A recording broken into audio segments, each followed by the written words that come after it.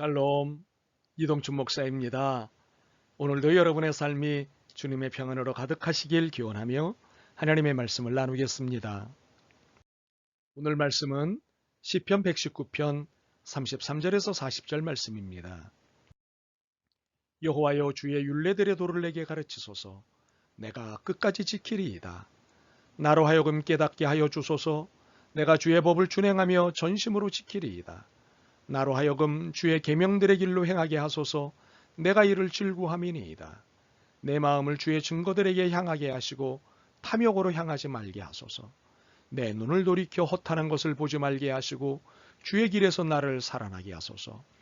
주를 경외하게 하는 주의 말씀을 주의 종에게 세우소서. 내가 두려워하는 비방을 내게서 떠나게 하소서. 주의 규례들은 선하심이니이다. 내가 주의 법도들을 사모하여 싸우니 주의 의로 나를 살아나게 하소서. 아멘.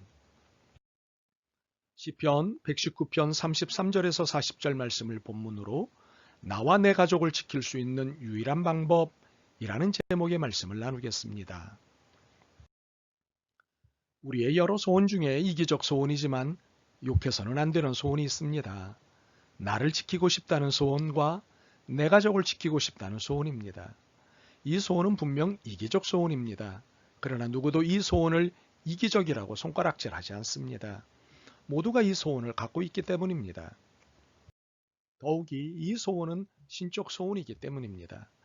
주님은 우리에게 내 자신을 지키라고 말씀하고 있습니다. 유다서 1장 21절입니다. 하나님의 사랑 안에서 자신을 지키며 영생에 이르도록 우리 주 예수 그리스도의 긍휼을 기다리라. 분명 자신을 지키는 것은 이기적 소원이지만 신적 소원입니다. 그래서 이런 이기적 소원은 성서적 태도입니다. 오늘 본문은 이 이기적 소원이 하나님의 영광과 거룩을 입는 방법을 명쾌하게 설명하고 있습니다. 그리고 이로써 나와 내 가족을 지킬 수 있는 방법이 무엇인지를 연계해 설명하고 있습니다. 그렇다면 나와 내 가족을 지킨다는 것은 무슨 의미일까요? 이는 무엇을 지키느냐에 따라 의미가 달라집니다. 즉, 나의 무엇을 지켜야 하느냐, 내 가족의 무엇을 지켜야 하느냐입니다. 잠언 16장 17절은 이 설명을 하기에 충분한 시작이 됩니다. 악을 떠나는 것은 정직한 사람의 대로이니 자기의 길을 지키는 자는 자기의 영혼을 보존하느니라. 자기의 영혼을 보존하는 것, 가족의 영혼을 보존하는 것이 우리가 지켜내야 할 것입니다. 물질적이고 물리적인 것이 아닙니다. 우리가 지켜야 할 것은 영혼입니다. 이 영혼은 하나님과 만나는 영혼입니다. 이 영혼은 하나님을 신앙하는 영혼입니다. 참으로 하나님께 영광을 올려드리는 영혼입니다. 우리는 돈과 명예 그리고 권력과 건강을 지키기 위해 수고합니다. 그러나 영혼을 지키지 못하면 이 모든 것은 소용이 없습니다. 영혼을 지키지 못하면 그 어떤 것도 의미가 없기 때문입니다. 누가복음 12장을 통해 들려주시는 주님의 비유를 놓쳐서는 안 됩니다. 또 비유로 그들에게 말하여 이르시되 한 부자가 그 밭에 소출이 풍성함에 심중에 생각하여 이르되 내가 곡식 쌓아둘 곳이 없으니 어찌할까 하고 또 이르되 내가 이렇게 하리라. 내 곡간을 헐고 더 크게 짓고 내 모든 곡식과 물건을 거기 쌓아두리라.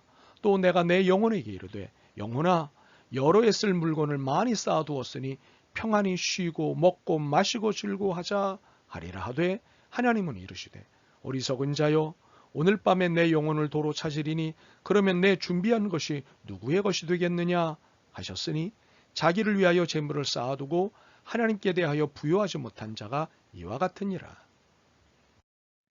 읽은 말씀을 통해 볼 때 우리가 지키기 위해 수고해야 할 것은 무엇입니까? 물질입니까? 아닙니다. 영혼입니다. 하나님과 만나고 하나님께 영광을 올려드리는 영혼을 지켜내는 것이 우리의 수고여야 합니다.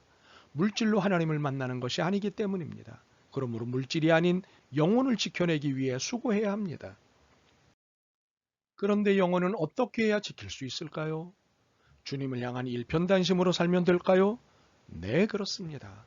그러나 이것만으로는 부족합니다. 우리의 영혼을 자극하고 견고하게 하는 것이 필요합니다. 주님의 말씀입니다. 주님께서 약속하신 말씀, 주님께서 명하신 말씀 등 일체의 말씀을 붙잡을 때 우리의 영혼은 건강하게 지켜집니다. 36절과 37절은 이를 증명하고 있습니다. 내 마음을 주의 증거들에게 향하게 하시고 탐욕으로 향하지 말게 하소서. 내 눈을 돌이켜 허탄한 것을 보지 말게 하시고 주의 길에서 나를 살아나게 하소서. 시편 기자는 물질은 탐욕과 연관된 것이므로 이는 허탄한 것이라고 말하고는 사는 길은 주님의 말씀에 있음을 고백하지 않습니까? 진실로 영원히 사는 길은 말씀을 붙잡는 것뿐입니다. 이것이 나와 내 가족을 지킬 수 있는 유일한 방법입니다. 사실 말씀을 붙잡고 사는 일, 그리고 이것을 후손들에게 전수하는 일은 이미 하나님의 명령이십니다. 신명기 4장 9절입니다. 오직 너는 스스로 상가며 내 마음을 힘써 지키라. 그리하여 내가 눈으로 본 그 일을 잊어버리지 말라. 내가 생존하는 날 동안에 그 일들이 내 마음에서 떠나지 않도록 조심하라. 너는 그 일들을 내 아들들과 내 손자들에게 알게 하라. 우리는 이것을 신앙의 전수라고 합니다. 그런데 이 신앙의 전수는 주님의 말씀을 가르치는 것을 통해 이루어집니다. 더욱이 말씀이 우리의 영혼을 풍성하게 하고 경고케 하며 우리의 인생을 지켜주신다는 사실을 경험하게 하는 것입니다. 그리고 이 신앙을 지켜내도록 가르치는 것입니다. 그러므로 말씀이 배제된 신앙의 전수는 없습니다. 그런데 우리는 종종 주님의 말씀의 위력을 간과합니다. 자신의 한계 안에서 말씀의 위력을 판단합니다. 과연 말씀이 힘이 있을까? 과연 말씀이 삶을 바꿀까?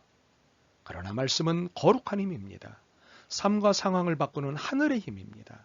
33절과 34절은 표면적으로 시편 기자의 의지를 표명하는 것으로 보입니다. 그러나 그럴 수 있는 의지를 주님께로부터 부여받았다는 것을 고백하는 것입니다. 여호와여, 주의 율례들의 도를 내게 가르치소서. 내가 끝까지 지키리이다. 나로 하여금 깨닫게 하여 주소서. 내가 주의 법을 준행하며 전심으로 지키리이다. 가르쳐 주셨고 깨닫게 해주셨기에 주님의 말씀을 따라 사는 것이 가능하다는 고백입니다. 말씀의 힘이 시편 기자의 삶의 태도를 주님을 향하도록 만든 것입니다. 40절은 결정적 고백입니다. 내가 주의 법도들을 사모하였으므로 주의 의로 나를 살아나게 하소서. 사는 길은 말씀뿐이 없습니다. 39절은 경험에 의한 고백입니다. 내가 두려워하는 비방을 내게서 떠나게 하소서. 주의 규례들은 선하심이니이다. 다시 한 번 더 말하자면 살 수 있는 길은 말씀뿐이 없습니다. 여러분, 나와 내 가족을 지켜주는 것은 국가가 아닙니다. 권력도 아니고 돈도 아닙니다. 영혼을 지키는 문제이기 때문에 이런 것으로는 살기를 찾을 수 없습니다. 오직 말씀에만 살 길이 있습니다. 나와 내 가족을 지킬 수 있는 방법은 주님의 말씀의 길을 따라 살아가는 것뿐입니다. 35절입니다. 나로 하여금 주의 계명들의 길로 행하게 하소서. 내가 이를 즐거함이니이다. 그러므로 온 가족이 말씀을 붙잡고 사는 일에 격려를 아끼지 마십시오. 더욱이 어떤 상황에서도 말씀으로 지지하시기 바랍니다. 그리하여 온 가족이 기쁨 충만한 삶을 살 수 있기를 바랍니다. 아멘. 주님, 경제력과 훈화력으로 가족의 화목을 도모할 수 있다고 생각했습니다. 그러나 말씀을 들으며 이것이 아닌 말씀만이 가족을 지킬 수 있다는 사실을 깨달았습니다. 말씀의 능력을 믿지 못하고 산 세월을 용서하옵소서. 말씀에 의지하여 말씀을 따라 살게 하옵소서. 힘을 주옵소서. 예수 그리스도의 이름으로 기도드립니다. 아멘. 오늘도 여러분의 믿음과 삶을 응원합니다. 사랑합니다.